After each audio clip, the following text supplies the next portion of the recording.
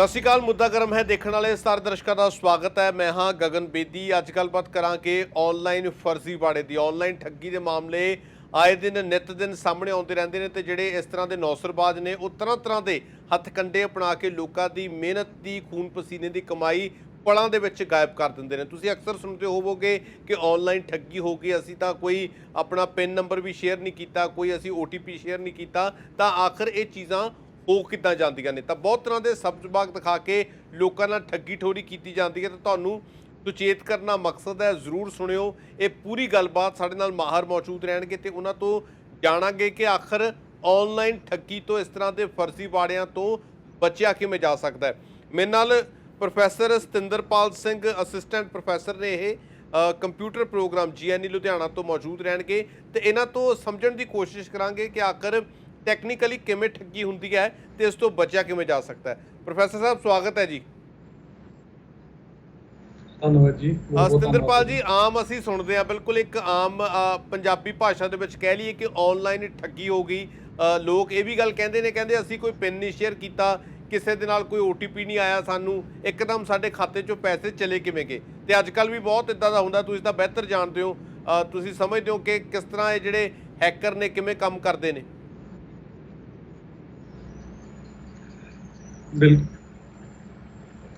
ਬਿਲਕੁਲ ਜੀ। ਇਹ ਸਾਰਾ ਜਿਹੜਾ ਕੰਮ ਆਪਾਂ ਕਰੀਏ ਆਨਲਾਈਨ ਠੱਗੀ ਦਾ, ਜਾਂ ਆਪਾਂ ਕਹਿ ਦਈਏ ਕਿਸੇ ਵੀ, ਜੇ ਪੰਜਾਬੀ ਦੇ ਵਿੱਚ ਸ਼ੁਰੂ ਕਰੀਏ ਤੇ ਆਪਾਂ ਕਹਾਂਗੇ ਲਾਲਚ ਦੀ ਦੇਣ ਆ ਕਿ ਮਨੁੱਖ ਆਪਾਂ ਹੀ ਲਾਲਚ ਕਰਦੇ ਹਾਂ ਤਾਂ ਆਪਾਂ ਕੁਝ ਵੱਧ ਪੈਸਾ ਕਮਾਉਣ ਵਾਸਤੇ ਜਾਂ ਕੁਛ ਨਾ ਕੁਛ ਕਰਨ ਵਾਸਤੇ ਆਪਾਂ ਕੁਝ ਇਹੋ ਜਿਹੀ ਜਾਣਕਾਰੀ ਹੈਕਰਸ ਨੂੰ ਆਪਣੇ ਨਾ ਚਾਹੁੰਦੇ ਹੋਏ ਵੀ ਆਪਣੇ ਆਪ ਦੇ ਦਿੰਦੇ ਆ ਕਿ ਜਿਹਦੇ ਨਾਲ ਉਹ ਸਾਡੇ ਨਾਲ ਫਰਾਡ ਕਰ ਸਕਣ, ਸਾਨੂੰ ਠੱਗੀ ਮਾਰ ਸਕਣ। ਸੋ ਕਾਫੀ ਚੀਜ਼ਾਂ ਹੁੰਦੀਆਂ ਜੀ। ਹੈਕਰਸ ਦਾ ਤਾਂ ਧਿਆਨ ਹੀ ਹੁੰਦਾ ਕਿਉਂਕਿ ਅੱਜ ਕੱਲ੍ਹ ਡੇਟਾ ਦੀ ਖੇਡ ਆ। ਜਿਸ ਕੋਲ ਡੇਟਾ ਹੈਗਾ, ਤੁਹਾਡੇ ਕੋਲ ਆਨਲਾਈਨ ਡੇਟਾ ਪਿਆ, ਤੁਹਾਡੇ ਈਮੇਲ ਆਈਡੀਜ਼ ਆਨਲਾਈਨ ਪਈਆਂ, ਤੁਹਾਡੇ ਆਧਾਰ ਕਾਰਡ ਆਨਲਾਈਨ ਪਏ, ਈਵਨ ਕਿ ਜਿੰਨੇ ਵੀ ਆਪਾਂ ਟ੍ਰਾਂਜੈਕਸ਼ਨਸ ਕਰਦੇ ਆ ਇਹ ਆਨਲਾਈਨ ਤੁਸੀਂ ਸ਼ੇਅਰ ਕਰ ਲੈਂਦੇ ਹੋ। ਈਵਨ ਕਿ ਆਪਾਂ ਤਾਂ ਜਦੋਂ ਇੱਕ ਵਾਰੀ ਇਸ ਇੰਨਾ ਵੀ ਨਹੀਂ ਸਮਝਦੇ ਕਿ ਬਾਰ-ਬਾਰ ਆਪਾਂ ਨੂੰ ਐਂਟਰ ਨਾ ਕਰਨਾ ਪਏ ਤੇ ਆਪਾਂ ਇੱਕ ਵਾਰੀ ਸਾਰਾ ਦਾ ਸਾਰਾ ਰਿਕਾਰਡ ਹੀ ਉੱਤੇ ਸੇਵ ਕਰਵਾ ਦਿੰਦੇ ਹਾਂ। ਤਾਂ ਉਸ ਰਿਕਾਰਡ ਸੇਵ ਕਰਾਉਣ ਦੇ ਨਾਲ ਉਹ ਸਾਰਾ ਹੀ ਹੈਕਰਸ ਦਾ ਕੰਮ ਹੈ ਕਿ ਉਸ ਤੋਂ ਚੱਕਣਾ ਕਿਸੇ ਤਰੀਕੇ ਦੇ ਚੱਕਦੇ ਨੇ ਤੇ ਉਹ ਤੁਹਾਡੇ ਨਾਲ ਬੈਂਕ ਦੀ ਜੋ ਠੱਗੀ ਆ ਉਹਨੂੰ ਅੰਜਾਮ ਦੇ ਦਿੰਦੇ ਨੇ। ਦਰਅਸਲ ਹੁਣ ਸਤਿੰਦਰਪਾਲ ਜੀ, ਇਹ ਵੀ ਗੱਲ ਹੈ ਨਾ ਕਿ ਜਿਵੇਂ ਆਧਾਰ ਦੇ ਨਾਲ ਲਿੰਕ ਹੋ ਗਿਆ, ਫੋਨ ਨੰਬਰ ਲਿੰਕ ਹੈ, ਖਾਤਾ ਲਿੰਕ ਹੈ, ਤਾਂ ਮੈਨੂੰ ਲੱਗਦਾ ਇੱਕ ਕਲਿੱਕ ਦੇ ਨਾਲ ਹੀ ਸਾਰਾ ਕੁਝ ਆ ਜਾਂਦਾ ਹੋਣਾ। ਤਾਂ ਇਹ ਵੀ ਇੱਕ ਤਰ੍ਹਾਂ ਦੀ ਇੱਕ ਸਹੂਲਤ ਮਿਲ ਗਈ। ਬਿਲਕੁਲ ਬਿਲਕੁਲ, ਇਹ ਬਹੁਤ ਵੱਡੀ ਸਹੂਲਤ ਹੈ ਜੀ ਆਨਲਾਈਨ ਠੱਗਾਂ ਵਾਸਤੇ। ਕਿਉਂਕਿ ਸਾਡੇ ਕੋਲ ਜਦੋਂ ਤੋਂ ਆਧਾਰ ਕਾਰਡ ਵਾਲਾ ਸਿਸਟਮ ਬਣਿਆ ਤਾਂ ਤਕਰੀਬਨ ਸਾਰਾ ਕੁਝ ਬੈਂਕਾਂ ਦੇ ਥਰੂ ਆਪਾਂ ਇੱਕ ਹੀ ਆਧਾਰ ਕਾਰਡ ਦੇ ਨਾਲ ਸਾਰੇ ਬੈਂਕਿੰਗ ਸਿਸਟਮ ਸਾਡਾ ਜੁੜਿਆ ਹੋ ਸਕਦਾ। ਐਂਡ ਉਹ ਮੋਸਟਲੀ ਆਪਾਂ ਜਿਹੜਾ ਸ਼ੇਅਰ ਕਰਦੇ ਆ ਜਾਂ ਆਪਣੇ ਜੋ ਸਾਡੇ ਕੋਲ ਇਨਫੋਰਮੇਸ਼ਨ ਆਉਂਦੀ ਆ ਉਹ ਈਮੇਲਸ ਦੇ ਥਰੂ ਆਉਂਦੀ ਆ। ਤਾਂ ਆਪਾਂ ਇਸ ਚੀਜ਼ ਦਾ ਬਹੁਤ ਧਿਆਨ ਰੱਖੀਏ ਕਿ ਸਭ ਤੋਂ ਪਹਿਲੇ ਨੰਬਰ ਤੇ ਜੇ ਕੋਈ ਈਮੇਲ ਆਉਂਦੀ ਆ ਤਾਂ ਆਪਾਂ ਉਹਨੂੰ ਸੈਂਡਰ ਦਾ ਨਾਮ ਉਹਦੇ ਐਡਰੈਸ ਦੇ ਵਿੱਚ ਜਾ ਕੇ ਜ਼ਰੂਰ ਦੇਖੀਏ ਕਿ ਇਹ ਈਮੇਲ ਬੋਗਸ ਤਾਂ ਨਹੀਂ, ਕਿਉਂਕਿ ਇਹੋ ਜਿਹੀਆਂ ਈਮੇਲਸ ਨੂੰ ਆਪਾਂ ਤਕਰੀਬਨ ਹੀ ਇਗਨੋਰ ਕਰਕੇ ਕਲਿੱਕ ਕਰ ਦਿੰਦੇ ਆ ਕਿ ਇਹ ਬੈਂਕ ਵੱਲੋਂ ਹੀ ਆਈ ਹੋਗੀ। ਈਵਨ ਕਿ ਉਹ ਬੈਂਕ ਦਾ ਲੋਗੋ ਵੀ ਲਾਇਆ ਹੁੰਦਾ ਉਹਨਾਂ ਨੇ ਉੱਤੇ, ਤਾਂ ਆਪਾਂ ਉਹਨਾਂ ਤੇ ਕਲਿੱਕ ਕਰਕੇ ਉਸ ਦੇ ਉੱਤੇ ਬਾਅਦ 'ਚ ਆਪਣੀ ਇਨਫੋਰਮੇਸ਼ਨ ਸੈਂਡ ਕਰ ਦਿੰਦੇ ਆ। ਤਾਂ ਉਹ ਸਾਡੇ ਕੋਲ ਉਹਨਾਂ ਦਾ ਆਧਾਰ ਕਾਰਡ ਨੰਬਰ ਚਲੇ ਜਾਂਦਾ, ਉਸ ਤੋਂ ਬਾਅਦ ਵਿੱਚ ਆਪਣੀ ਡੇਟ ਆਫ ਬਰਥ ਚਲੇ ਜਾਂਦੀ ਆ। ਤਾਂ ਜੇ ਇਹ ਦੋ ਚੀਜ਼ਾਂ ਚਲੇ ਜਾਂਦੀਆਂ ਤਾਂ ਇਹਦੇ ਦੇ ਨਾਲ ਹੀ ਬਹੁਤ ਜਾਣਕਾਰੀ ਉਹਨਾਂ ਨੂੰ ਮਿਲ ਜਾਂਦੀ ਹੈ, ਜਿਸ ਨਾਲ ਆਪਣਾ ਕੋਈ ਵੀ ਬੈਂਕ ਖਾਤਾ ਹੈਕ ਆਸਾਨੀ ਨਾਲ ਹੋ ਸਕਦਾ। ਉਸ ਤੋਂ ਬਾਅਦ ਵਿੱਚ ਆਪਾਂ ਸਾਈਟਸ ਦੀ ਜਿਹੜੀ ਫੋਰਜਿੰਗ ਹੁੰਦੀ ਆ, ਫੋਰ ਐਗਜ਼ਾਮਪਲ ਜਿਵੇਂ ਆਪਣੇ ਕੋਲ ਆਪਾਂ ਧਿਆਨ ਨਹੀਂ ਦਿੰਦੇ, ਬਟ ਇਹ ਜੇ ਆਪਾਂ ਟੈਕਨੀਕਲ ਤਰੀਕੇ ਨਾਲ ਦੇਖੀਏ ਤਾਂ ਜਿਹੜੀਆਂ ਵੈਬਸਾਈਟਸ ਦੇ ਉੱਤੇ ਸਿਕਿਉਰਿਟੀ ਨਹੀਂ ਹੈਗੀ, ਆਪਾਂ ਦੇਖ ਸਕਦੇ HTTPS ਜਿਹਦੇ ਅੱਗੇ ਸਿਕਿਉਰ ਲੱਗਾ ਹੋਏ, ਇੱਕ ਹੁੰਦਾ HTTP, ਇੱਕ ਹੁੰਦਾ HTTPS। ਜੇ ਇਸ ਦੇ ਅੱਗੇ S ਲੱਗਾ ਹੋਇਆ ਸਿਰਫ ਉਹੀ ਸਾਈਟਾਂ ਓਪਨ ਕੀਤੀਆਂ ਜਾਣ, ਉਸ ਤੋਂ ਬਿਨਾਂ ਆਪਾਂ ਦੂਸਰੀਆਂ ਸਾਈਟਾਂ ਨਾ ਓਪਨ ਕੀਤੀਆਂ ਜਾਣ, ਕਿਉਂਕਿ ਉਹ ਸਾਈਟਾਂ ਦੇ ਨਾਲ ਹੀ ਸਿਰਫ ਆਪਾਂ ਕੀ ਕਹਿੰਦੇ ਰਜਿਸਟਰਡ ਹੁੰਦੀਆਂ, ਦੂਜੀਆਂ ਜਿਵੇਂ ਆਪਾਂ ਕਹਿ ਲਈਏ ਵੀ ਰਜਿਸਟਰਡ ਨਹੀਂ ਹੁੰਦੀਆਂ। ਤਾਂ ਉਹਦੇ ਦੇ ਥਰੂ ਵੀ ਹੈਕਰਸ ਜਿਹੜੇ ਹੁੰਦੇ ਆ ਸਾਡੇ ਨਾਲ ਠੱਗੀ ਕਰ ਸਕਦੇ ਆ। ਤਾਂ ਉਸ ਤੋਂ ਬਾਅਦ ਵਿੱਚ ਆਪਾਂ ਕੋਈ ਆਪਣੇ ਬੈਂਕ ਅਕਾਊਂਟ ਜਾਂ ਡਿਟੇਲ ਆ ਉਹ ਈਮੇਲ ਦੇ ਥਰੂ ਜਾਂ ਇਹੋ ਜਿਹੀਆਂ ਜ਼ਿਆਦਾ ਸ਼ੇਅਰ ਨਾ ਕੀਤੀਆਂ ਜਾਣ। ਫੋਨ ਤੇ ਦੱਸ ਦਿਓ, ਵੌਇਸ ਕਾਲ ਤੇ ਦੱਸੋ। ਈਵਨ ਕਿ ਜਿਵੇਂ ਆਪਾਂ ਕਹਿ ਦਈਏ ਵੀ ਐਂਡ ਟੂ ਐਂਡ ਇਨਕ੍ਰਿਪਸ਼ਨ ਤਾਂ ਹੁਣ ਵੀ WhatsApp ਨੇ ਲਗਾਈ ਹੋਈ ਆ, ਬਟ ਫਿਰ ਵੀ ਕਈ ਆਪਾਂ ਐਪਸ ਇਹੋ ਜਿਹੀਆਂ ਹੈਗੀਆਂ ਜਾਂ ਮੈਸੇਜ ਕਰ ਦਿੰਦੇ ਆ, ਜਾਂ ਇਹੋ ਜਿਹੀਆਂ ਐਪਸ ਹੀ ਆਪਾਂ ਡਾਊਨਲੋਡ ਕੀਤੀਆਂ ਹੁੰਦੀਆਂ ਜਾਂ ਆਪਣੇ ਮੋਬਾਈਲ ਦੇ ਉੱਤੇ, ਜੋ ਕਿ ਸਾਡਾ ਸਾਰਾ ਹੀ ਡੇਟਾ ਕਿਸੇ ਨਾ ਕਿਸੇ ਹੈਕਰ ਨੂੰ ਜਾਂ ਕਿਸੇ ਨਾ ਕਿਸੇ ਕੰਪਨੀ ਦੇ ਨੂੰ ਭੇਜਣੀ ਹੈ। ਜਦੋਂ ਆਪਾਂ ਕੋਈ ਵੀ ਸੌਫਟਵੇਅਰ ਇੰਸਟਾਲ ਕਰਦੇ ਆ, ਐਪ ਇੰਸਟਾਲ ਕਰਦੇ ਆ, ਤਾਂ ਆਪਾਂ ਨੂੰ ਕਲਿੱਕ ਕਰੀ ਜਾਂਦੇ ਆ, ਆਪਾਂ ਕਦੀ ਨਹੀਂ ਦੇਖਦੇ ਵੀ ਇਹ ਸਾਡੇ ਕੰਟੈਕਟ ਤੋਂ ਪੁੱਛ ਰਿਹਾ। ਫਰਜ਼ ਕਰੋ ਇੱਕ ਕੋਈ ਐਪਲੀਕੇਸ਼ਨ ਆ ਜਿਸ ਨੂੰ ਆਪਾਂ ਆਪਣੇ ਆਮ ਫੋਨ ਤੌਰ ਤੇ ਤੇ ਚਲਾਉਣਾ, ਤਾਂ ਬਿਲਕੁਲ ਉਸਨੇ ਠੀਕ ਹੈ, ਸਾਡੇ ਆਮ ਤੌਰ ਤੇ ਇਹ ਚੀਜ਼ਾਂ ਆਉਂਦੀਆਂ ਨੇ ਕਿ ਪਰਮਿਸ਼ਨ ਦਿਓ ਸਾਨੂੰ, ਹੈ ਨਾ, ਕਿ ਆਲਵੇਜ਼ ਅਸੀਂ ਤੁਹਾਡੀ ਲੋਕੇਸ਼ਨ ਲੈ ਲਈਏ ਜਾਂ ਤੁਹਾਡਾ ਡਾਟਾ ਸਿੰਕ ਕਰ ਲਈਏ ਤੁਹਾਡੇ ਕੰਟੈਕਟਸ ਨਾਲ। ਇਹ ਠੀਕ ਹੈ ਗੱਲ। ਜੀ ਜੀ ਬਿਲਕੁਲ ਬਿਲਕੁਲ। ਤੁਸੀਂ ਆਪ ਹੀ ਸੋਚ ਕੇ ਦੇਖੋ ਕਿ ਕਿਸੇ ਵੀ ਐਪ ਨੂੰ ਇਹ ਲੈਣ ਵਾਸਤੇ ਇਹ ਕੀ ਜ਼ਰੂਰਤ ਪਈ ਹੈ ਤੁਹਾਡੇ ਕੰਟੈਕਟਸ ਵਿੱਚ ਦੇਖਣ ਦੀ ਜਾਂ ਤੁਹਾਡੀਆਂ ਫੋਟੋਆਂ ਵਿੱਚ ਦੇਖਣ ਦੀ। ਤਾਂ ਉਹ ਸਿਰਫ ਡੇਟਾ ਇਕੱਠਾ ਕਰ ਰਹੇ ਆ। ਤੁਸੀਂ ਕਿਤੇ ਨਾ ਕਈ ਆਪਾਂ ਆਪਣੇ ਆਧਾਰ ਕਾਰਡ ਦੀ ਫੋਟੋ ਖਿੱਚ ਕੇ ਵੀ ਫੋਨ ਦੇ ਵਿੱਚ ਰੱਖੀ ਹੁੰਦੀ ਆ, ਆਪਣੇ ਕਈਆਂ ਨੇ ਤੇ ਈਮੇਲ ਦੀ ਜਾਂ ਪਾਸਵਰਡ ਦੀ ਫੋਟੋ ਵੀ ਪਹਿਲਾਂ ਪੇਜ ਤੇ ਲਿਖ ਕੇ ਤੇ ਮੇਰੇ ਵਰਗਾ ਕੋਈ ਲਿਖ ਲੈਂਦਾ ਉੱਤੇ ਤੇ ਬਾਅਦ ਵਿੱਚ ਫੋਟੋ ਖਿੱਚ ਕੇ ਰੱਖ ਲੈਂਦਾ। ਉਹ ਸਾਰਾ ਕੁਝ ਐਕਸੈਸ ਆਪਾਂ ਦੇ ਦਿੰਦੇ ਉਹਨਾਂ ਨੂੰ। ਤਾਂ ਜਦੋਂ ਉਹ ਚੀਜ਼ ਆਪਾਂ ਉਹਨਾਂ ਦੇ ਕੋਲ ਜਾਂਦੀ ਆ ਤਾਂ ਉਹ ਚੀਜ਼ ਨਾਲ ਉਹ ਉਹਨੂੰ ਹੈਕ ਕਰਨ ਦੇ ਬਹੁਤ ਚਾਂਸਿਸ ਹੋ ਜਾਂਦੇ ਆ। ਸਭ ਤੋਂ ਵੱਡਾ ਜਿਹੜਾ ਹੁੰਦੀ ਆ, ਤਕਰੀਬਨ ਸਾਨੂੰ ਕਈ ਵਾਰੀ ਕਾਲਸ ਆਉਂਦੀਆਂ ਨੇ ਵੀ ਤੁਹਾਡਾ ਪੈਸੇ ਅਸੀਂ ਕੁਝ ਰਿਫੰਡ ਕਰ ਰਹੇ ਹਾਂ, ਤਾਂ ਬੰਦਾ ਲਾਲਚੀ ਹੋ ਜਾਂਦਾ ਵੀ ਚਲੋ ਕੁਛ ਨਾ ਕੁਛ ਆ ਰਿਹਾ ਤਾਂ ਆਪਾਂ ਕਿਹੜਾ ਇਹਦੇ ਵਿੱਚ ਕੁਝ ਲਗਾ ਰਹੇ ਹਾਂ, ਤਾਂ ਆਪਾਂ ਉਸ ਨੂੰ ਵੀ ਬੈਂਕ ਡਿਟੇਲ ਦੇ ਦਿੰਦੇ ਆ। ਤਾਂ ਉਹਦੇ ਵਿੱਚ ਵੀ ਇਹ ਕੀ ਹੁੰਦਾ ਕਿ ਸਾਡੇ ਉਹ ਕੁਛ ਨਾ ਕੁਛ ਲਿੰਕ ਭੇਜ ਦਿੰਦੇ ਆ। ਤਾਂ ਲਿੰਕ ਭੇਜ ਕੇ ਉਸ ਤੋਂ ਬਾਅਦ ਵਿੱਚ ਉਹ ਸਾਨੂੰ ਕੁਛ ਇਨਫੋਰਮੇਸ਼ਨ ਭਰਨ ਦੀ ਕਹਿੰਦੇ ਆ ਤੇ ਆਪਾਂ ਆਪਣੀ ਇਨਫੋਰਮੇਸ਼ਨ ਦੇ ਦਿੰਦੇ ਆ, ਤੇ ਜਿਸ ਨਾਲ ਉਹ ਬੈਂਕ 'ਚ ਸਾਡੀਆਂ ਠੱਗੀ ਦਾ ਆਪਾਂ ਸ਼ਿਕਾਰ ਸਤਿੰਦਰਪਾਲ ਜੀ, ਹੋ ਇੱਕ ਚੀਜ਼ ਥੋੜੀ ਜੀ ਆਪਾਂ ਸਰਲ ਭਾਸ਼ਾ 'ਚ ਸਮਝਣਾ ਚਾਹੀਏ, ਜਿਵੇਂ ਪ੍ਰਨੀਤ ਕੌਰ ਹੋਰਾਂ ਦੇ ਖਾਤੇ 'ਚੋਂ ਵੀ 25 ਲੱਖ ਰੁਪਏ ਕਢਾ ਲਏ ਗਏ ਸੀ, ਹਾਲਾਂਕਿ ਰਿਕਵਰ ਹੋ ਗਏ। ਚਲੋ ਜਿਹੜੇ ਤਾਂ ਰਸੂਖਦਾਰ ਨੇ ਜਾਂ ਜਿਹੜੇ ਪਾਵਰਫੁਲ ਇੱਕ ਤਬਕਾ ਹੈ, ਜਿਹੜੇ ਲੋਕ ਨੇ, ਉਹਨਾਂ ਦੀ ਤਾਂ ਚੱਲਦੀ ਹੈ ਨਾ। ਆਮ ਬੰਦੇ ਐਸੇ ਬਹੁਤ ਨੇ ਜਿਨ੍ਹਾਂ ਦੇ ਨਾਲ ਇਸ ਤਰ੍ਹਾਂ ਦੀਆਂ ਠੱਗੀਆਂ ਹੋਈਆਂ। ਉਹ ਕਦੇ ਸਾਈਬਰ ਸੈੱਲ ਦੇ ਕੋਲ ਜਾਂਦੇ ਨੇ, ਕਦੇ ਕਿਤੇ ਪੁਲਿਸ ਸਟੇਸ਼ਨਾਂ ਦੇ ਚੱਕਰ ਖਾਂਦੇ ਨੇ। ਜਿਵੇਂ ਹੁਣ ਤੁਸੀਂ ਕਹਿ ਕੇ ਹਟੇ ਹੋ ਕਿ ਆਪਾਂ ਡਿਟੇਲ ਭਰਦੇ ਹਾਂ ਤੇ ਨਾਲ ਦੀ ਨਾਲ ਖਾਤੇ ਦੇ ਵਿੱਚੋਂ ਪੈਸੇ ਜਿਹੜੇ ਨੇ ਨਿਕਲ ਜਾਂਦੇ ਨੇ, ਪਰ ਉਹ ਉਹਨਾਂ ਦਾ ਪ੍ਰੋਸੈਸ ਕੀ ਹੁੰਦਾ, ਥੋਟ ਪ੍ਰੋਸੈਸ ਕੀ ਹੁੰਦਾ, ਤੇ ਉਹ ਜਿਹੜਾ ਕੰਮ ਕਰਨ ਦਾ ਤਰੀਕਾ ਕੀ ਹੁੰਦਾ, ਥੋੜਾ ਜਿਹਾ ਸਮਝਣਾ ਜੇ ਚਾਹੀਏ। ਕਿਉਂਕਿ ਨਾ ਤਾਂ ਬੰਦਾ ਕਹਿੰਦਾ ਮੈਨੂੰ ਕੋਈ OTP ਆਇਆ, ਨਾ ਮੈਂ ਕੋਈ OTP ਸਾਂਝਾ ਕੀਤਾ, ਨਾ ਮੈਂ ਕੋਈ ਆਪਣਾ ਪਿਨ ਨੰਬਰ ਦੱਸਿਆ, ਖਾਤਾ ਨੰਬਰ ਦੱਸੇ ਤੇ ਜਿਹੜਾ ਉਹ ਸਭ ਕੁਝ ਪੈਸੇ ਜਿਹੜੇ ਖਤਮ ਕਰ ਦਿੰਦੇ ਨੇ। ਦੇਖੋ ਜੀ, ਇਹਦੇ ਵਾਸਤੇ ਸਭ ਤੋਂ ਵੱਧ ਜਿਹੜਾ ਸ਼ਿਕਾਰ ਬਣ ਰਹੇ ਆ ਉਹ ਬਣ ਰਹੇ ਆ ਆਨਲਾਈਨ ਜਿਹੜੀਆਂ ਨੌਕਰੀਆਂ ਦੇਣ ਵਾਲੀ, ਕਿਉਂਕਿ ਅੱਜ ਕੱਲ੍ਹ ਨੌਕਰੀਆਂ ਦੀ ਬਹੁਤ ਘਾਟ ਆ। ਤਾਂ ਤਕਰੀਬਨ ਹੀ ਲੋਕ ਆਪਣਾ ਵੈਬਸਾਈਟਸ ਦੇ ਉੱਤੇ ਡੇਟਾ ਪਾਉਂਦੇ ਆ ਕਿ ਸਾਨੂੰ ਨੌਕਰੀ ਮਿਲ ਜੇ। ਤਾਂ ਉਹ ਕੀ ਕਰਦੇ ਆ ਜੀ, ਕੋਈ ਵੀ ਬੋਕਸ ਸਾਈਟ ਬਣਾ ਕੇ ਉਸ ਦੇ ਥਰੂ ਤੁਹਾਨੂੰ ਇੱਕ ਲਿੰਕ ਸੈਂਡ ਕਰਦੇ ਆ। ਲਿੰਕ ਸੈਂਡ ਕਰਕੇ ਤੁਹਾਨੂੰ ਕਹਿੰਦੇ ਆ ਵੀ ਇਸ ਦੇ ਵਿੱਚ ਆਪਣਾ ਬੈਂਕ ਡਿਟੇਲ ਦਿਓ, ਤਾਂ ਤੁਹਾਡੀ ਬੈਂਕ ਗਰੰਟੀ ਵਾਸਤੇ ਤੁਹਾਨੂੰ ਕੁਝ ਕੁ ਪੈਸੇ ਇਹਦੇ ਵਿੱਚ ਰੱਖਣੇ ਪੈਣਗੇ, ਤਾਂ ਕਿ ਤੁਹਾਡੀ ਨੌਕਰੀ ਸਿਕਿਉਰ ਹੋ ਸਕੇ। ਤਾਂ ਉਹ ਕੀ ਕਰਦੇ, ਉਹਦੇ ਵਿੱਚ ਉਹਨਾਂ ਨੇ ਜਦੋਂ ਤੁਸੀਂ ਬੈਂਕ ਡਿਟੇਲ ਦਿੰਦੇ ਹੋ ਤਾਂ ਉਹਦੇ ਵਿੱਚ ਇਹ ਤੁਹਾਨੂੰ ਇੱਕ ਲਿੰਕ ਦੇ ਉੱਤੇ ਪੈਸੇ ਭਰਨ ਵਾਸਤੇ ਕਹਿੰਦੇ ਆ। ਇੱਕ ਤੇ ਇਹ ਤਰੀਕਾ ਹੁੰਦਾ ਵੀ ਜਦੋਂ ਤੁਸੀਂ ਉੱਥੇ ਡਿਟੇਲ ਦਿੰਦੇ ਹੋ ਤਾਂ ਤੁਹਾਡੇ ਬੈਂਕ ਦੇ ਵਿੱਚੋਂ ਉਹ ਤੁਹਾਡੇ ਤੋਂ ਜਾਣਕਾਰੀ ਲੈ ਕੇ ਜਾਂ ਤੁਹਾਡੇ ਕੋਲ ਸਿਰਫ ਉੱਤੇ ਕਲਿੱਕ ਕਰਵਾ ਕੇ ਹੀ ਤੁਹਾਡੇ ਕੋਲ ਸਾਰਾ ਦਾ ਸਾਰਾ ਤੁਹਾਨੂੰ ਨੌਕਰੀ ਦੇਣ ਦੇ ਲਾਲਚ ਵਿੱਚ ਆ ਕੇ ਸਭ ਕੁਝ ਕੱਢ ਲੈਂਦੇ ਆ। ਦੂਸਰਾ ਤਰੀਕਾ ਹੁੰਦੇ ਆ ਕਿ ਜਦੋਂ ਕਹਿੰਦੇ ਆ ਕਿ ਤੁਹਾਨੂੰ ਥੋੜੇ ਪੈਸੇ, ਇੱਕ ਮੰਨ ਲਓ ਕਿ ਕੋਈ ਤੁਸੀਂ ਇੱਕ ਮੇਰੇ ਫਰੈਂਡ ਸੀ, ਉਹਦੇ ਨਾਲ ਪਿੱਛੇ ਇੱਕ ਚੀਜ਼ ਹੋਈ ਕਿ ਉਹ ਪੇਟੀਐਮ ਦੇ ਥਰੂ ਜਿਹੜੇ ਆਨਲਾਈਨ ਵੇਚਦੇ ਆ ਸਮਾਨ ਵਗੈਰਾ, ਉਹਨਾਂ ਦੇ ਥਰੂ ਉਹਨਾਂ ਕੋਲ ਆਏ ਸੀ। ਕਹਿੰਦੇ ਸੀ ਕਿ ਤੁਹਾਨੂੰ ਰਿਕੁਐਸਟ ਭੇਜ ਰਹੇ ਆ, ਆਪਾਂ ਨੂੰ ਧਿਆਨ ਦੇਣਾ ਚਾਹੀਦਾ ਕਿ ਇਹ ਜਿਹੜੀ ਰਿਕੁਐਸਟ ਆ ਪੈਸੇ ਪਾਉਣ ਦੀ ਆਈ ਹੈ ਕਿ ਪੈਸੇ ਕਢਾਉਣ ਦੀ ਆਈ ਆ। ਉਹ ਸਾਨੂੰ ਮਨੀ ਰਿਕੁਐਸਟ ਭੇਜਦੇ ਆ, ਅਸੀਂ ਪੇਟੀਐਮ ਤੇ ਬਿਨਾਂ ਦੇਖੇ ਹੋਏ ਉਸ ਰਿਕੁਐਸਟ ਨੂੰ ਐਕਸੈਪਟ ਕਰ ਲੈਂਦੇ ਆ।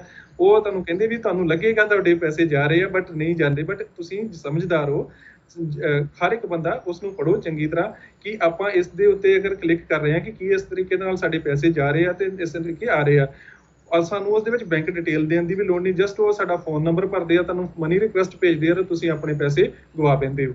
ਤਾਂ ਇਸ ਚੀਜ਼ ਤੋਂ ਵੀ ਆਪਾਂ ਧਿਆਨ ਰੱਖਣਾ ਚਾਹੀਦਾ। ਦੂਸਰਾ, ਆਪਾਂ ਗੱਲ ਕੀਤੀ ਸੀ ਪ੍ਰਨੀਤ ਕੌਰ ਹੋਣਾ ਦੀ, ਜਦੋਂ ਵੀ ਉਸ ਤਰ੍ਹਾਂ ਦਾ ਬੈਂਕ ਫਰਾਡ ਹੋਇਆ ਸੀ। ਇਹਦੇ ਵਿੱਚ ਸਾਡੇ ਨੋ ਡਾਊਟ ਕਿ ਸਾਡੇ ਜਿਹੜੇ ਹੈਗਾ ਪ੍ਰਸ਼ਾਸਨ ਆ ਜਾਂ ਸਾਈਬਰ ਸੈੱਲ ਆ, ਇੰਨਾ ਮਜ਼ਬੂਤ ਨਹੀਂ ਹੈਗਾ, ਬਟ ਸਾਡੇ ਕੋਲ ਇਹਦੇ ਅਲਟਰਨੇਟਿਵਸ ਵੀ ਕਾਫੀ ਹੈਗੇ ਆ। ਫੋਰ ਐਗਜ਼ਾਮਪਲ, ਮੈਂ ਪਿੱਛੇ ਜੇ ਜਾ ਕੇ ਦੇਖਿਆ ਤਾਂ ਸਾਈਬਰ ਸੈੱਲ ਦੇ ਵਿੱਚ ਬਹੁਤ ਹੀ ਜ਼ਿਆਦਾ ਕੰਪਲੇਂਟਾਂ ਆ ਰਹੀਆਂ ਨੇ ਰੋਜ਼ ਦੀਆਂ ਰੋਜ਼। ਤੇ ਈਵਨ ਕਿ ਜਿਹੜੀਆਂ ਕੋਈ ਵੀ ਧਿਆਨ ਨਹੀਂ ਦਿੱਤਾ ਜਾ ਰਿਹਾ, ਕਿਉਂਕਿ ਸਾਰਿਆਂ ਦਾ ਆਪਾਂ ਉਹਨਾਂ ਨੂੰ ਦੱਸ ਰਹੇ ਸੀ ਕਿ ਸਾਡੇ ਕੋਲ ਆਸ ਬੰਦੇ ਦਾ ਫੋਨ ਹੈਗਾ, ਨੰਬਰ ਚੱਲ ਰਿਹਾ, ਘੱਟੋ ਘੱਟ ਇਸ ਨੂੰ ਤੁਸੀਂ ਅਗਰ ਬੈਂਕ ਫਰਾਡ ਨਹੀਂ ਚੱਕ ਸਕਦੇ, ਫੋਨ ਨੰਬਰ ਟਰੇਸ ਕਰਕੇ ਹੀ ਤੁਸੀਂ ਇਹਨੂੰ ਕਢਵਾ ਲਓ। ਬਟ ਉਹਨਾਂ ਨੇ ਉਹ ਆਪਣੇ ਜਿਹੜਾ ਪ੍ਰਸ਼ਾਸਨ ਆ ਇਸ ਦੇ ਵੱਲ ਧਿਆਨ ਨਹੀਂ ਦੇ ਰਿਹਾ, ਕਿਉਂਕਿ ਉਹਨਾਂ ਨੂੰ ਲੱਗਦਾ ਇਹ 2000 ਦੀ ਠੱਗੀ ਆ, 3000 ਦੀ ਠੱਗੀ ਆ ਜਾਂ 10000 ਦੀ ਠੱਗੀ ਆ, ਤਾਂ ਇਸ ਦੇ ਵੱਲ ਉਹ ਬਹੁਤਾ ਧਿਆਨ ਨਹੀਂ ਦਿੰਦੇ। ਤਾਂ ਬਟ ਜੇ ਅਗਰ ਉਹ ਦੇਖੀਏ ਜਾਈਏ ਤੇ ਰੋਜ਼ ਦੇ 2-2 ਹਜ਼ਾਰ ਕਰਕੇ ਕਰੋੜਾਂ ਦੀ ਠੱਗੀ ਰੋਜ਼ ਹੀ ਮਾਰੀ ਜਾ ਰਹੀ ਆ। ਅਗਰ ਪ੍ਰਸ਼ਾਸਨ ਉਹਨਾਂ ਦਾ ਫੋਨ ਨੰਬਰ ਹੀ ਟਰੈਕ ਕਰ ਲੇ ਨਾ ਉਹਨਾਂ ਦੀ ਲੋਕੇਸ਼ਨ ਦੇ ਨਾਲ, ਤੇ ਆਪਾਂ ਉਹਨਾਂ ਦੇ ਤੱਕ ਪਹੁੰਚ ਸਕਦੇ। ਜੀ ਜਿਵੇਂ ਹੁਣੇ ਤੁਸੀਂ ਆਪਾਂ ਸਾਈਬਰ ਸੈੱਲ ਦੀ ਗੱਲ ਕੀਤੀ ਹੈ, ਤੇ ਤੁਸੀਂ ਕਿਹਾ ਕਿ ਮਜ਼ਬੂਤ ਇੰਨਾ ਨਹੀਂ ਹੈਗਾ। ਬਿਲਕੁਲ ਮੈਨੂੰ ਲੱਗਦਾ ਕਿ ਜਿਹੜੇ ਹੈਕਰ ਨੇ ਉਹ ਜ਼ਿਆਦਾ, ਮੈਨੂੰ ਲੱਗਦਾ ਕਿ ਤੇਜ਼ ਤਰਾਰ ਨੇ, ਜ਼ਿਆਦਾ ਅਪਡੇਟ ਨੇ, ਕਿਉਂਕਿ ਸਾਡੇ ਕੋਲ ਵੀ ਇਸ ਤਰ੍ਹਾਂ ਦੇ ਬਹੁਤ ਕੇਸ ਆਉਂਦੇ ਨੇ। ਲੋਕਾਂ ਦੀ ਦਿੱਕਤ ਆਉਂਦੀ ਹੈ ਕਿ ਸਾਡੀ ਕੋਈ ਸੁਣਵਾਈ ਨਹੀਂ ਹੋ ਰਹੀ ਸਾਈਬਰ ਸੈੱਲ ਦੇ ਵਿੱਚ। ਸਾਨੂੰ ਬਸ ਸਿਰਫ ਇੱਕ ਚਿੱਠ ਦੇ ਦਿੱਤੀ ਗਈ ਹੈ ਕਿ ਤੁਹਾਡੀ ਕੰਪਲੇਂਟ ਅਸੀਂ ਲੈ ਲਈ ਹੈ ਤਾਂ ਕੰਮ ਕਰਾਂਗੇ, ਕਿਉਂਕਿ 10,000 ਦਾ, 15,000 ਦਾ, 2,000 ਹੋਵੇ, ਚਾਹੇ ਉਹ ਠੱਗੀ ਦੀ ਗੱਲ ਹੋਵੇ। ਪਰ ਦੇਖੋ ਠੱਗੀ ਤਾਂ ਠੱਗੀ ਹੈ ਨਾ, ਇੱਕ ਮਕੜ ਜਾਲ ਤਾਂ ਚੱਲਦਾ ਹੀ ਪਿਆ ਨਾ। ਸਾਈਬਰ ਸੈੱਲ ਦੀ ਜੇ ਗੱਲ ਕੀਤੀ ਜਾਵੇ, ਅਪ ਟੂ ਡੇਟ ਅਜੇ ਹੋਰ ਹੋਣ ਦੀ ਲੋੜ ਮੰਨਦੇ ਹੋ? ਬਿਲਕੁਲ ਜੀ, ਜੇ ਅਗਰ ਆਪਾਂ ਟੈਕਨੋਲੋਜੀ ਵੱਲੋਂ ਦੇਖੀਏ ਵੀ ਉਹ ਸਾਨੂੰ ਹੈਕ ਨੂੰ ਫੜਨ ਦੀ ਵਾਸਤੇ ਉਸ ਨੂੰ ਤੇ ਬਹੁਤ ਹੀ ਜ਼ਿਆਦਾ ਅਪਡੇਟ ਕਰਨ ਦੀ ਲੋੜ ਆ। ਕਿਉਂਕਿ ਅਗਰ ਆਪਾਂ ਦੇਖੀਏ ਤੇ ਉਹਨਾਂ ਕੋਲ ਆਊਟਡੇਟਡ ਪੀਸਿਸ ਪਏ ਆ। ਤੁਸੀਂ ਦੇਖਿਓ ਉਹਨਾਂ ਦਾ ਇਨਫਰਾਸਟ੍ਰਕਚਰ ਵੀ ਕੁਝ ਇਹੋ ਜਿਹਾ ਨਹੀਂ ਹੈਗਾ ਕਿ ਤੁਸੀਂ ਉਹਨਾਂ ਨੂੰ ਦੇਖ ਕੇ ਆਮ ਬੰਦੇ ਨੂੰ ਦੇਖਣ ਤੋਂ ਲੱਗਦਾ ਵੀ ਇਹ ਨਹੀਂ ਕੰਮ ਕਰ ਸਕਦੇ। ਉਹਨਾਂ ਨੂੰ ਲੇਟੈਸਟ ਟੈਕਨੋਲੋਜੀ ਦੇਣੀ ਚਾਹੀਦੀ ਆ। ਈਵਨ ਕਿ ਜਿਹੜੀਆਂ ਇੰਸਟੀਟਿਊਟਸ ਹੈਗੀਆਂ ਨੇ, ਜਿਹੜੇ ਜਿਵੇਂ ਕਿ ਜਿਨ੍ਹਾਂ ਦੇ ਵਿੱਚ ਕੰਪਿਊਟਰ ਦੀ ਪੜ੍ਹਾਈ ਕਰਾਈ ਜਾਂਦੀ ਆ, ਉਹਨਾਂ ਨਾਲ ਟਾਈ ਅਪ ਕਰਕੇ ਸਟੂਡੈਂਟਸ, ਕਿਉਂਕਿ ਕਾਫੀ ਇਸ ਫੀਲਡ ਦੇ ਵਿੱਚ ਐਡਵਾਂਸ ਜਾ ਚੁੱਕੇ ਨੇ, ਸਟੂਡੈਂਟਸ ਨਵੀਂ ਤੋਂ ਨਵੀਂ ਪੜ੍ਹਾਈ ਕਰਦੇ ਆ ਤੇ ਪੁਲਿਸ ਹਾਲੇ ਉਹਨਾਂ ਨੂੰ ਉਸ ਲੈਵਲ ਦੀ ਟ੍ਰੇਨਿੰਗ ਨਹੀਂ ਦਿੱਤੀ ਜਾਂਦੀ। ਤਾਂ ਆਪਾਂ ਐਥੀਕਲ ਹੈਕਿੰਗ ਦੇ ਥਰੂ ਸਟੂਡੈਂਟਸ ਨਾਲ ਟਾਈ ਅਪ ਕਰਕੇ, ਨਾਲੇ ਸਟੂਡੈਂਟਸ ਨੂੰ ਪ੍ਰੋਤਸਾਹਨ ਮਿਲੂਗਾ, ਨਾਲੇ ਪੁਲਿਸ ਵਾਲਿਆਂ ਦਾ, ਜਾਂ ਆਪਾਂ ਸਾਈਬਰ ਸੈੱਲ ਦੀ ਗੱਲ ਕਰੀਏ ਤਾਂ ਉਹਨਾਂ ਨੂੰ ਕਾਫੀ ਹੈਲਪ ਹੋ ਸਕਦੀ ਹੈ। ਇਸ ਤੋਂ ਇਲਾਵਾ ਜੇ ਆਪਾਂ ਗੱਲ ਕਰੀਏ ਕਿ ਉਹਨਾਂ ਨੂੰ ਅਪਡੇਟ ਹੋਰ ਤਰੀਕੇ ਨਾਲ ਵੀ ਯੂਜ਼ ਕਰਨਾ ਚਾਹੀਦਾ। ਜ਼ਰੂਰੀ ਨਹੀਂ ਚੋਰ ਨੂੰ ਫੜਨ ਦਾ ਇੱਕ ਹੀ ਤਰੀਕਾ ਹੁੰਦਾ, ਕਈ ਤਰੀਕੇ ਹੁੰਦੇ ਜਿਸ ਦੇ ਨਾਲ ਫੜ ਸਕਦੇ ਹਾਂ। ਪਰ ਹਾਂ, ਜੇ ਟੈਕਨੋਲੋਜੀ ਵੱਲੋਂ ਦੇਖੀਏ ਤਾਂ ਉਹ ਬਹੁਤ ਹੀ ਆਊਟਡੇਟਡ ਆ।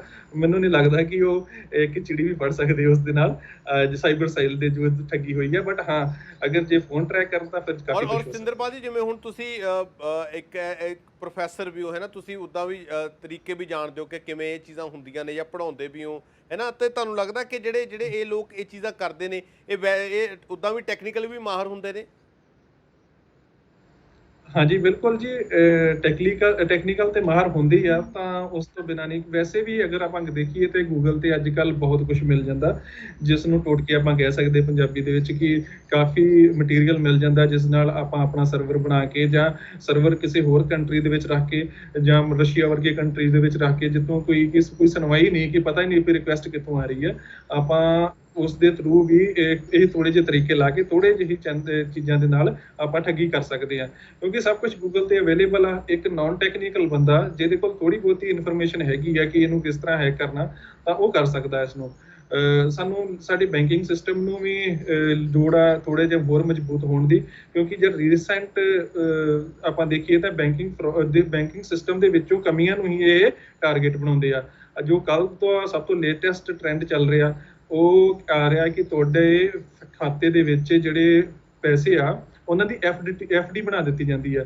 ਇਹ ਬੈਂਕ ਦਾ ਫਰਾਡ ਆ ਕਿ ਕਿਉਂ ਐਫਡੀ ਬਣਾਉਣ ਦਿੱਤੀ ਜਾ ਰਹੀ ਹੈ।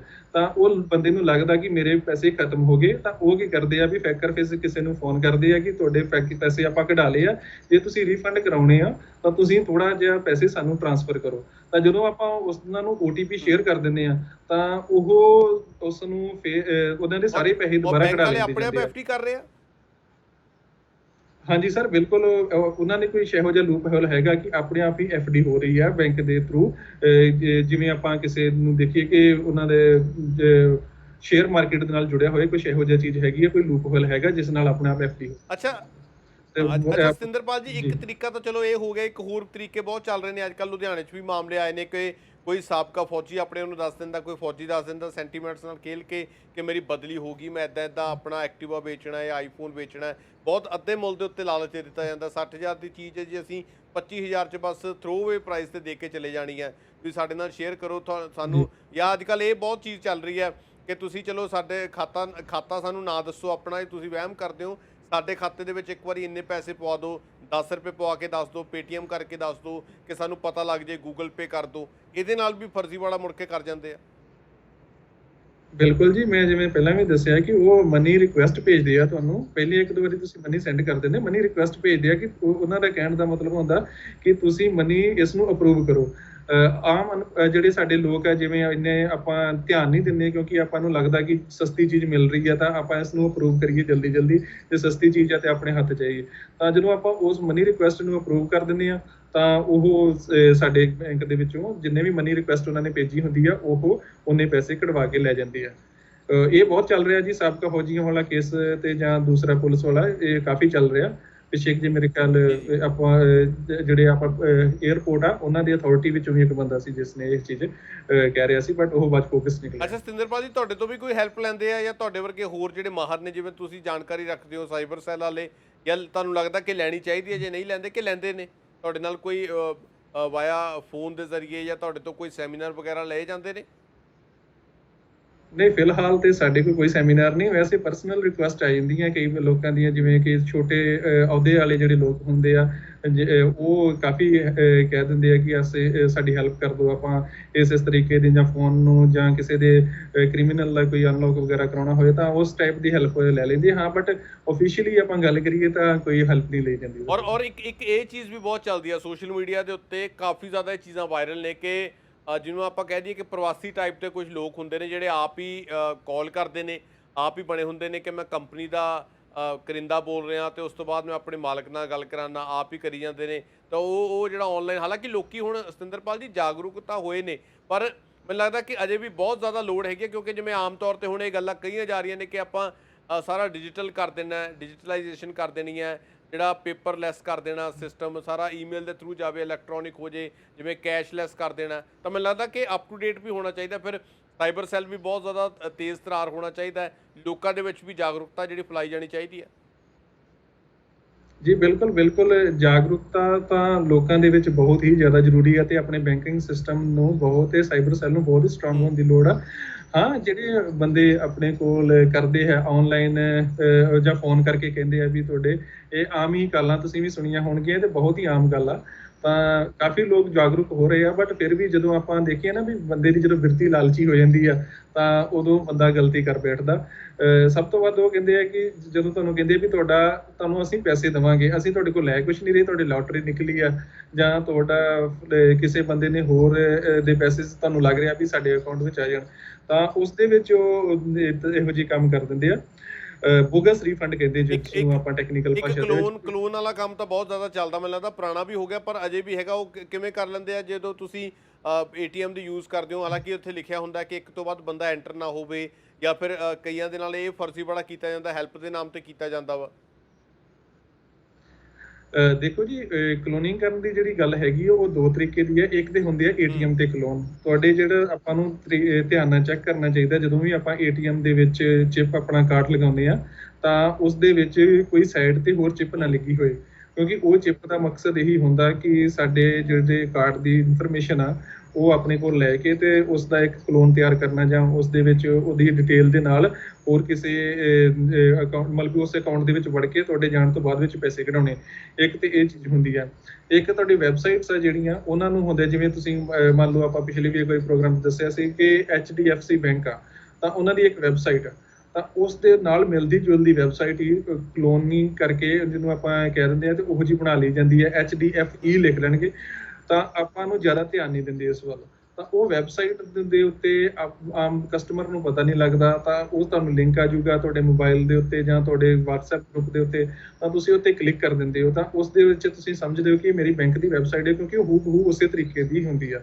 ਤਾਂ ਉਸ ਤਰੀਕੇ ਦੇ ਨਾਲ ਵੀ ਆਪਾਂ ਉੱਥੇ ਆਪਣੀ ਇਨਫੋਰਮੇਸ਼ਨ ਪਾ ਦਿੰਦੇ ਆ, ਤਾਂ ਉਹ ਵੀ ਕਾਫੀ ਕਾਰਨ ਬਣਦਾ ਵੀ ਜਿਸ ਨਾਲ ਆਪਾਂ ਆਪਣੇ ਪੈਸੇ ਗਵਾ ਬੈਠਦੇ। ਸਤਿੰਦਰਪਾਲ ਜੀ, ਇੱਕ ਚੀਜ਼ ਜਾਣਨੀ ਚਾਹਾਂਗੇ, ਮੈਨੂੰ ਲੱਗਦਾ ਕਿ ਦਰਸ਼ਕਾਂ ਦੇ ਲਈ ਬਹੁਤ ਜ਼ਿਆਦਾ ਇਨਫੋਰਮੇਟਿਵ ਹੋਊਗੀ ਤੇ ਉਹਨਾਂ ਨੂੰ ਫਾਇਦਾ ਬਹੁਤ ਹੋਊਗਾ।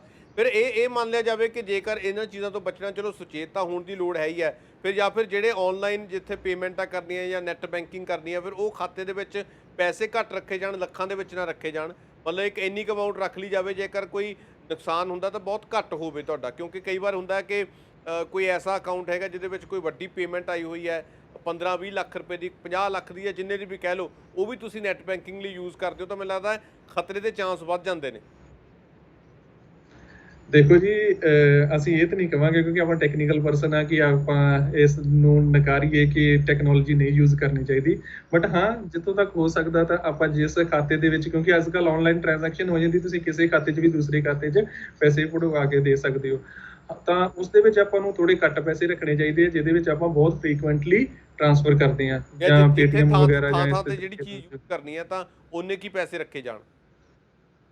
ਜੀ, ਜੀ, ਬਿਲਕੁਲ। ਐਂਡ ਜਦੋਂ ਵੀ ਆਪਾਂ ਬੈਂਕਿੰਗ ਸਿਸਟਮ ਦੇ ਵਿੱਚ ਐਂਟਰ ਕਰਦੇ ਹਾਂ ਤਾਂ ਜਿਹੜੇ ਸਿਕਿਉਰਿਟੀ ਕੁਐਸਚਨਸ ਆ, ਉਹ ਆਮ ਨਹੀਂ ਰੱਖਣੇ ਚਾਹੀਦੇ, ਜਾਂ ਕਿ ਜਿਵੇਂ ਤੁਸੀਂ ਵਾਟ ਇਜ਼ ਯੂਅਰ ਪੈਟ ਨੇਮ ਪੁੱਛਦੇ ਆ ਤਾਂ ਤੁਸੀਂ ਆਪਣੇ ਪੈਟ ਦਾ ਨਾਮ ਸਹੀ ਦੱਸੋ, ਕਿਉਂਕਿ ਤੁਸੀਂ ਉਹ ਵਾਲਾ ਨਾਮ ਆਪਣਾ ਤਕਰੀਬਨ ਹੀ ਕਈ ਵਾਰੀ ਕਈ ਜਗ੍ਹਾ ਤੇ ਦਿੱਤਾ ਹੁੰਦਾ। ਲੂਪਹੋਲਸ ਦੇਖੋ ਕਿੱਥੋਂ ਮਿਲਦੇ ਆ ਉਹਨਾਂ ਨੂੰ, ਬੈਂਕਿੰਗ ਉਹ ਵੀ ਜਿਹੜੇ ਹੈਗੇ ਡਿਕਸ਼ਨਰੀ ਵਰਡਸ ਹੋ ਗਏ, ਜਿਵੇਂ ਜਾਂ ਤੁਸੀਂ ਆਪਣਾ ਪਾਸਵਰਡ ਤੁਸੀਂ ਆਪਣੇ ਨਾਮ ਤੇ ਰੱਖ ਲਿਆ, ਜਾਂ ਆਪਣੇ ਵਾਈਫ ਦੇ ਨਾਮ ਤੇ ਰੱਖ ਲਿਆ, ਜਾਂ ਆਪਣੇ ਡੇਟ ਆਫ ਬਰਥ ਰੱਖ ਲਈ, ਤਾਂ ਇਹ ਬਹੁਤ ਚਾਂਸਿਸ ਹੁੰਦੇ ਆ। ਤਕਰੀਬਨ ਆਪਾਂ ਜੇ ਗੱਲ ਕਰੀਏ ਤਾਂ ਸਾਡੇ ਤਕਰੀਬਨ ਪਾਸਵਰਡ ਦੇ ਉੱਤੇ ਸਾਡਾ ਨਾਮ ਪਲੱਸ @123 ਹੀ ਠੀਕ ਹੈ। ਲਿਖਿਆ ਹੁੰਦਾ, ਤਾਂ ਇਹ ਬਹੁਤ ਕਾਮਨ। ਤਾਂ ਆਪਾਂ ਨੂੰ ਦੇਖੀਏ ਤਾਂ ਤਕਰੀਬਨ ਲੋਕ ਇਸ ਤਰੀਕੇ ਦੇ ਨਾਲ ਇਹ ਆਰਾਮ ਨਾਲ ਹੀ ਫੜਿਆ ਜਾਂਦਾ, ਇਹ ਵਾਲਾ ਤਕਰੀਬਨ ਪਾਸਵਰਡ ਲੱਗ ਜਾਂਦਾ। ਉਸ ਤੋਂ ਬਾਅਦ ਵਿੱਚ ਆਪਾਂ ਦੇਖੀਏ ਤੇ ਇੱਕ ਨਾ ਅੱਜ ਕੱਲ੍ਹ ਜਿਵੇਂ ਆਪਾਂ ਕਰੋਨਾ ਦੇ ਵਿੱਚ ਹੋ ਗਿਆ, ਤਾਂ ਆਪਾਂ ਦੇਖੀਏ ਵੀ ਲੈਪਟਾਪ ਠੀਕ ਕਰਾਉਣ ਵਾਸਤੇ ਆਪਾਂ ਕਿਸੇ ਨੂੰ ਰਿਮੋਟ ਐਕਸੈਸ ਦੇ ਦਿੰਦੇ ਹਾਂ, ਜਿਵੇਂ ਸੌਫਟਵੇਅਰ ਹੋ ਗਿਆ ਐਨੀਡੈਸਕ ਜਾਂ ਟੀਮ ਵਿਊਅਰ ਦੇ ਥਰੂ ਆਪਾਂ ਕਿਸੇ ਨੂੰ ਆਪਣੀ ਐਕਸੈਸ ਦੇ ਦਿੰਦੇ ਹਾਂ। ਤਾਂ ਉਹ ਵੀ ਬਹੁਤ ਧਿਆਨ ਨਾਲ ਦੇਣੀ ਚਾਹੀਦੀ ਹੈ, ਕਿਉਂਕਿ ਉਸ ਦੇ ਨਾਲ ਵੀ ਸਾਡੇ ਜਿਹੜੇ ਲੈਪਟਾਪ ਜਾਂ ਕੰਪਿਊਟਰ ਦੀਆਂ ਫਾਈਲਸ ਆ, ਉਹ ਸ਼ੇਅਰ ਹੋ ਜਾਂਦੀਆਂ ਜਾਂ ਦੂਸਰੇ ਬੰਦੇ ਨੂੰ, ਤਾਂ ਉਹ ਤਕਰੀਬਨ ਹੀ ਆਪਾਂ ਨੂੰ ਬਹੁਤ ਰਿਮੋਟ ਐਕਸੈਸ ਵੀ ਆਪਣੇ ਸਿਸਟਮ ਦੀ ਬਹੁਤ ਧਿਆਨ ਨਾਲ ਦੇਣੀ ਚਾਹੀਦੀ ਹੈ। ਈਵਨ ਕਿ ਉਸ ਦੇ ਨਾਲ ਹੈਕਰ ਜਿਹੜੇ ਹੈਗੇ ਤੁਹਾਡਾ ਕੰਪਿਊਟਰ ਯੂਜ਼ ਕਰਕੇ ਉਸ ਦੂਸਰੇ ਬੰਦੇ ਕਿਸੇ ਨੂੰ ਹੈਕ ਕਰ ਸਕਦੇ ਆ, ਤਾਂ ਉਹਨਾਂ ਤੋਂ ਜਿਹੜੀ ਅਥਾਰਟੀਜ਼ ਆ ਜਾਂ ਕ੍ਰਿਮੀਨਲ ਸੈੱਲ ਆ, ਉਹ ਤਾਂ ਸਿਰਫ ਉਹਨੂੰ ਹੀ ਫੜੂਗਾ ਵੀ ਜਿਹੜਾ ਜਿਹੜੇ ਇੱਕ ਲੈਪਟਾਪ ਤੋਂ ਜਾਂ ਕਿ ਜਿਹੜੇ ਸਿਸਟਮ ਦੇ ਉੱਤੇ ਹੈਕਿੰਗ ਹੋਈ। ਤਾਂ ਇਸ ਕਰਕੇ ਆਪਾਂ ਨੂੰ ਇਸ ਦਾ ਵੀ ਧਿਆਨ ਰੱਖਣਾ ਚਾਹੀਦਾ ਵੀ ਜਿਹੜੀ ਰਿਮੋਟ ਐਕਸੈਸ ਆ ਉਹ ਵੀ ਬਹੁਤ ਧਿਆਨ ਨਾਲ ਦੇਣੀ ਚਾਹੀਦੀ ਹੈ ਕਿਸੇ ਹੋਰ ਬੰਦੇ ਨੂੰ। ਔਰ ਅੱਛਾ ਸਤਿੰਦਰਪਾਲ ਜੀ, ਆਪਾਂ ਵਾਈਂਡ ਅਪ ਵੀ ਕਰਨਾ, ਕੋਈ ਐਸੀਆਂ 2-3 ਟਿਪਸ ਜ਼ਰੂਰ ਦਿਓ ਤੁਸੀਂ, ਕਿਉਂਕਿ ਤੁਸੀਂ ਮੈਨੂੰ ਲੱਗਦਾ ਕਿ ਬਿਹਤਰ ਦੱਸ ਸਕਦੇ ਹੋ ਕਿ ਲੋਕ ਆਨਲਾਈਨ ਠੱਗੀ ਦਾ ਘੱਟੋ ਘੱਟ ਸ਼ਿਕਾਰ ਹੋ ਜਾਣ, ਜਾਂ ਜੇ ਉਹਨਾਂ ਨੂੰ ਲੱਗੇ ਕਿ ਇਦਾਂ ਦਾ ਕੁਝ ਹੋਇਆ ਤਾਂ ਕਿੱਦਾਂ ਜਿਹੜਾ ਬਲੌਕ ਕਰ ਦੇਣ, ਜਾਂ ਜੋ ਵੀ ਹੋਰ ਵੀ ਜਿਹੜੀਆਂ ਟੈਕਨੀਕਲ ਚੀਜ਼ਾਂ ਹੁੰਦੀਆਂ ਨੇ। ਦੇਖੋ ਜੀ, ਅਗਰ ਤੇ ਸਭ ਤੋਂ ਪਹਿਲੇ ਨੰਬਰ ਤੇ ਹੈਗਾ ਜੋ ਅੱਜ ਕੱਲ੍ਹ ਈਮੇਲ ਤੇ ਚੱਲਦਾ, ਤਾਂ ਜਿਹੜੀ ਤੁਹਾਨੂੰ ਲੱਗਦਾ, ਧਿਆਨ ਨਾਲ ਦੇਖੋ, ਜਿਹੜੀ ਈਮੇਲ ਤੁਹਾਨੂੰ ਲੱਗਦਾ ਕਿ ਇਸ ਦੇ ਤੋਂ ਠੱਗੀ ਹੋ ਸਕਦੀ, ਉਸ ਨੂੰ ਆਪਣਾ ਸਪੈਮ ਕਰ ਦਿਓ ਜਾਂ ਡਿਸਕਾਰਡ ਕਰ ਦਿਓ, ਉਹਨੂੰ ਅਨਸਬਸਕ੍ਰਾਈਬ ਕਰ ਦਿਓ। ਉਸ ਦੀ ਕੋਈ ਜ਼ਰੂਰਤ ਨਹੀਂ ਆ, ਤੁਸੀਂ ਉਸ ਨੂੰ ਅਨਸਬਸਕ੍ਰਾਈਬ ਕਰਕੇ ਸਪੈਮ 'ਚ ਐਡ ਕਰ ਸਕਦੇ ਹੋ। ਦੂਸਰਾ, ਸਭ ਤੋਂ ਸਾਰੇ ਲੋਕ ਦੱਸਦੇ ਆ ਵੀ OTP ਦੇ ਕਿਸੇ ਦੇ ਨਾਲ ਵੀ ਸ਼ੇਅਰ ਕਰਨਾ ਨਹੀਂ ਚਾਹੀਦਾ, ਤਾਂ ਉਹ ਇੱਕ ਸਭ ਤੋਂ ਵੱਡੀ ਚੀਜ਼ ਆ। ਇੱਕ ਜਿਹੜੀਆਂ ਆਪਣੀਆਂ ਵੈਰੀਫਿਕੇਸ਼ਨ ਕੁਐਸਚਨਸ ਆ, ਬਹੁਤ ਧਿਆਨ ਨਾਲ ਦੇਣੇ ਮਤਲਬ ਚਾਹੀਦੇ ਆ ਤੇ ਹਰ ਟਾਈਮ ਮਤਲਬ ਰਿਵਾਈਜ਼ ਮਤਲਬ ਕਰਦੇ ਜੋ ਰਹਿਣਾ ਚਾਹੀਦਾ। ਇਨਫੋਰਮੇਸ਼ਨ ਆਉਂਦੀ ਹੈ ਤਾਂ ਉਹਦਾ ਜਵਾਬ ਜਿਹੜਾ ਪੜ੍ਹ ਕੇ ਦਿੱਤਾ ਜਾਵੇ। ਪੜ੍ਹ ਕੇ ਦਿੱਤਾ ਜਾਏ, ਤੇ ਜਿਵੇਂ ਆਪਾਂ ਬੈਂਕਿੰਗ ਸਿਸਟਮ ਦੇ ਵਿੱਚ ਆਪਣਾ ਅਕਾਊਂਟ ਬਣਾਉਣ ਲੱਗੇ, ਜੋ ਵੈਰੀਫਿਕੇਸ਼ਨ ਕੁਐਸਚਨ ਆ ਉਹ ਆਮ ਕੁਐਸਚਨ, ਉਹਦੇ ਆਨਸਰ ਆਮ ਨਾ ਦਿੱਤੇ ਜਾਣ। ਉਹ ਤੁਹਾਨੂੰ ਪਤਾ ਹੈ ਕਿ ਤੁਹਾਡੇ ਪੈਟ ਦਾ ਨੇਮ ਕੀ ਆ, ਬਟ ਉਹ ਤੁਹਾਡੇ ਗੁਆਂਢੀ ਨੂੰ ਵੀ ਪਤਾ ਹੋ ਸਕਦਾ, ਹੈਕਰ ਨੂੰ ਵੀ ਪਤਾ ਹੋ ਸਕਦਾ, ਤੇ ਜ਼ਰੂਰੀ ਨਹੀਂ ਵੀ ਪੈਟ ਦਾ ਨੇਮ ਤੁਸੀਂ ਬਿਲਕੁਲ ਸਹੀ ਹੀ ਦੇਣਾ, ਜਾਂ ਆਪਣੀ ਪਲੇਸ ਆਫ ਬਰਥ ਤੁਸੀਂ ਬਿਲਕੁਲ ਸਹੀ ਹੀ ਦੇਣੀ ਆ। ਤਾਂ ਥੋੜਾ ਜਿਹਾ ਆਪਣੀ ਇੰਟੈਲੀਜੈਂਸ ਯੂਜ਼ ਕਰਕੇ ਉਸ ਨੂੰ ਕੁਝ ਅਲੱਗ ਤਰੀਕੇ ਦੇ ਨਾਲ ਵੀ ਕਰ ਸਕਦੇ ਆ। ਤੇ ਉਸ ਤੋਂ ਬਾਅਦ ਵਿੱਚ ਪਾਸਵਰਡ ਜਿਹੜੇ ਆ ਉਹ ਜ਼ਰੂਰ ਕੰਪਲੈਕਸ ਰੱਖਣੇ ਚਾਹੀਦੇ ਆ। ਆਪਾਂ ਜਲਦੀ ਵਾਸਤੇ, ਆਪਾਂ ਸੌਖੇ ਜਾਣਨ ਵਾਸਤੇ ਸਾਰੇ ਹੀ ਯੂਜ਼ਰ ਨੇਮ ਜਿੰਨੇ ਵੀ ਆਪਣੇ ਬੈਂਕ ਅਕਾਊਂਟਸ ਹੈਗੇ ਜਾਂ ਦੂਸਰੇ ਵੀ ਫੇਸਬੁੱਕ ਵਾਲੇ ਆ ਜਾਂ ਦੂਸਰੇ ਵੀ ਆ, ਤਾਂ ਉਸ ਦਾ ਕਾਮਨ ਹੀ ਪਾਸਵਰਡ ਰੱਖ ਲੈਂਦੇ ਆ। ਤਾਂ ਪਾਸਵਰਡ ਵੀ ਤਕਰੀਬਨ ਆਪਾਂ ਨੂੰ ਅਲੱਗ-ਅਲੱਗ ਰੱਖਣੇ ਚਾਹੀਦੇ ਆ, ਤਾਂ ਥੋੜਾ ਕੰਪਲੈਕਸ ਰੱਖਣੇ ਚਾਹੀਦੇ, ਜਿਹਦੇ ਵਿੱਚ ਸਪੈਸ਼ਲ ਕਰੈਕਟਰਸ ਹੋਣ, ਅਪਰ ਕੇਸ ਲੋਅਰ ਕੇਸ ਹੋਣ, ਜਾਂ @ ਹੀ ਹਰ ਵਾਰੀ ਨਹੀਂ ਰੱਖਣਾ ਚਾਹੀਦਾ। ਹੋਰ ਵੀ 10-12 ਸਪੈਸ਼ਲ ਕਰੈਕਟਰਸ ਹੁੰਦੇ ਆ, ਅੰਡਰਸਕੋਰ ਹੁੰਦਾ, ਹੈਸ਼ ਹੁੰਦਾ, ਜਾਂ ਹੋਰ ਵੀ ਸਿੰਬਲਸ ਹੁੰਦੇ ਆ ਜਿਨ੍ਹਾਂ ਦੀ ਵਰਤੋਂ ਆਪਾਂ ਨੂੰ ਕਰ ਲੈਣੀ ਚਾਹੀਦੀ ਆ। ਤਾਂ ਜਿੰਨੇ ਵੀ ਆਪਾਂ ਸੁਚੇਤ ਰਵਾਂਗੇ, ਜਿੰਨੇ ਵੀ ਆਪਾਂ ਇੰਟੈਲੀਜੈਂਸ ਆਪਣੀ ਯੂਜ਼ ਕਰ ਲਾਂਗੇ, ਕਿਉਂਕਿ ਹਿਊਮਨ ਸਭ ਤੋਂ ਵੱਧ ਇੰਟੈਲੀਜੈਂਟ ਆ, ਇਸ ਤੋਂ ਵੱਧ ਕੋਈ ਇੰਟੈਲੀਜੈਂਟ ਨਹੀਂ ਹੈਗਾ। ਤਾਂ ਆਪਾਂ ਨੂੰ ਆਪਣੀ ਇੰਟੈਲੀਜੈਂਸ ਵੀ ਥੋੜੀ ਠੀਕ ਯੂਜ਼ ਹੈ, ਕਰਕੇ ਆਪਣੇ ਆਪ ਨੂੰ ਸਿਕਿਉਰ ਠੀਕ ਹੈ। ਕਰਨਾ ਚਾਹੀਦਾ। ਧੰਨਵਾਦ, ਗੱਲਬਾਤ ਕੀਤੀ ਹੈ। ਬਹੁਤ ਵੈਲਿਊਏਬਲ ਚੀਜ਼ਾਂ ਜਿਹੜੀਆਂ ਨੇ ਦੱਸੀਆਂ ਨੇ ਪ੍ਰੋਫੈਸਰ ਸਾਹਿਬ ਦੇ ਵੱਲੋਂ। ਦੱਸਦੀ ਹੈ ਕਿ ਆਨਲਾਈਨ ਠੱਗੀ ਦੇ ਮਾਮਲੇ ਇਸ ਕਦਰ ਵਧੇ ਨੇ ਤਾਂ ਤੁਹਾਨੂੰ ਸੁਚੇਤ ਕਰਨਾ ਬਹੁਤ ਜ਼ਰੂਰੀ ਸਮਝਿਆ। ਤਾਂ ਗੱਲਬਾਤ ਕੀਤੀ ਹੈ ਸਾਡੇ ਨਾਲ Satinderpal Singh, assistant professor computer program ਦੇ ਸੀਗੇ, GNE ਲੁਧਿਆਣਾ ਤੋਂ ਜੁੜੇ ਸੀ ਸਾਡੇ ਨਾਲ, ਤੇ ਗੱਲਬਾਤ ਕੀਤੀ ਹੈ। ਕਿਉਂਕਿ ਆਨਲਾਈਨ ਠੱਗੀ ਅੱਜ ਕੱਲ੍ਹ ਇੱਕ ਬਹੁਤ ਵੱਡਾ ਜਿਹੜਾ ਲੋਕਾਂ ਦੇ ਲਈ ਸਰਾਪ ਬਣ ਚੁੱਕੀ ਹੈ, ਬਹੁਤ ਵੱਡਾ ਨੁਕਸਾਨ ਹੁੰਦਾ ਲੋਕਾਂ ਦੇ ਨਾਲ, ਕਿਉਂਕਿ ਇੰਨਾ ਜ਼ਿਆਦਾ ਲੋਕ ਅਪਡੇਟ ਨਹੀਂ ਹੁੰਦੇ ਆਨਲਾਈਨ ਜਿਹੜੀਆਂ ਠੱਗੀਆਂ ਤਾਂ ਕਰਕੇ ਹੋ ਜਾਂਦੀਆਂ ਨੇ। ਤੇ ਆਸ ਉਮੀਦ ਕਰਦੇ ਹਾਂ ਕਿ ਤੁਹਾਨੂੰ ਸਾਡੀ ਇਹ ਜਿਹੜੀ ਪੇਸ਼ਕਸ਼ ਹੈ ਜ਼ਰੂਰ ਪਸੰਦ ਆਈ ਹੋਵੇਗੀ, ਤਾਂ ਕਈ ਨੁਕਤੇ ਤੁਹਾਨੂੰ ਇਹਦੇ ਵਿੱਚੋਂ ਜਿਹੜੇ ਮਿਲੇ ਹੋਣਗੇ ਤੇ ਤੁਹਾਡੇ ਲਈ ਸਹਿਯੋਗੀ ਹੋਣਗੇ। ਲਗਾਤਾਰ ਬਣੇ ਰਹੋ ਫਾਸਟ ਪੇ ਨਿਊਜ਼ ਦੇ ਨਾਲ। ਧੰਨਵਾਦ।